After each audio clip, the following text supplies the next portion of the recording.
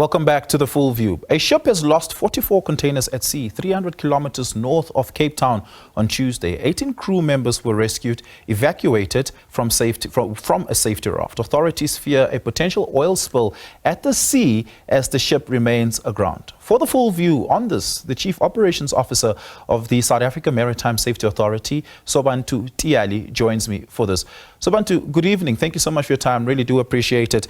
Can you give us the latest about the ship that is aground? We know that the incident happened on Tuesday. What had caused it and what has happened between then and today? Good evening to you and good evening to your viewers.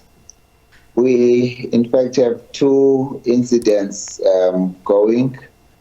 But a ship that you described now that has lost containers overboard. It is the ship that was sailing from east to west, and she left.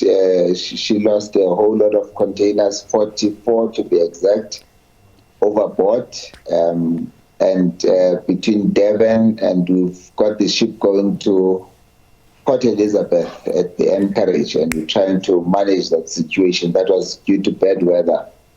But the ship you're referring to is the ship called Ultra Galaxy. It's a Panamanian ship. That one is not the other ship that you are referring to. This is a Panamanian registered ship that was sailing from Spain to Tanzania. When it hit the South African coast, it encountered bad weather. We suspect that the cargo on the ship shifted and causing a ship to list to starboard, and that means the ship was hit to be skewed to the right-hand side, and the crew abandoned the ship because they thought the ship was going to sink. And once they had abandoned the ship, then when we sent a salvage tug to the ship to rescue the ship, we rescued the people that had gone to the lifeboat, but we could not connect the ship with the tug, resulting the ship running aground at a place in the northern border between Northern and the Western Cape on the shore. So the ship is lying on its side, and it's got it's now been emptied of its contents, but we're worried about pollution, which I think we've successfully managed.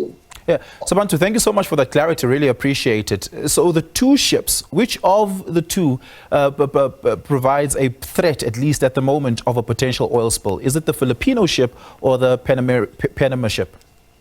The ship, it's the Panamanian ship called the Ultra Galaxy, which is lying on its side north of Saldanha Bay. That is the ship that we're worried about, but that's the ship you in fact are actually showing. It's called the Ultra Galaxy, and that is the one that we're busy managing its salvage operations at this point in time. What is the ecological impact of an oil spill, and what would be the size of an oil spill here? Would it be oil that is contained on the ship, or just oil that is the fuel for the ship at the moment? The ship has got 500 tons of low sulfur fuel oil, and that is the environmental risk that we have at this point in time.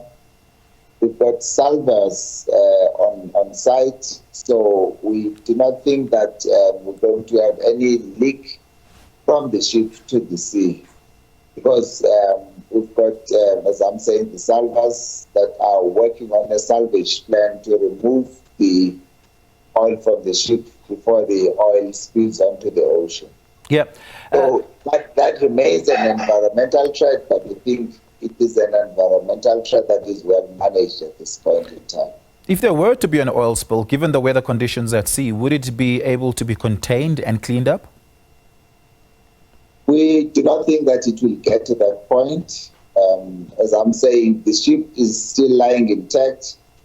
What gives rise to the oil spill is when the oil leaves the ship, and we do not think that the oil will leave the ship, because Fortunately for us, the ship has kept its structural integrity, so we do not think that we will have any ecological situation as you point. Yeah.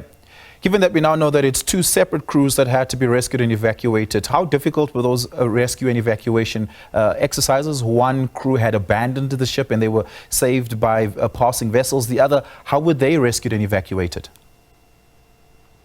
It took a long time to rescue those ships. Once they abandoned the ship, they went into the lifeboat.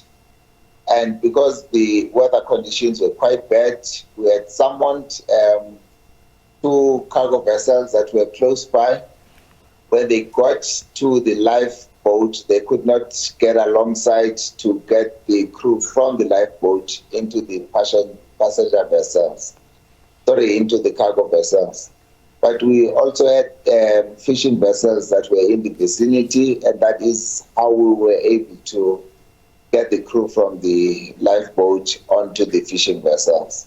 Yeah. And they were successfully saved and they were landed in the port of Saldanha Bay. Yeah, thank you so much for that. Really do appreciate that update. That is the Chief Operations Officer of the South African Maritime Safety Authority, Sobantu Tilayi.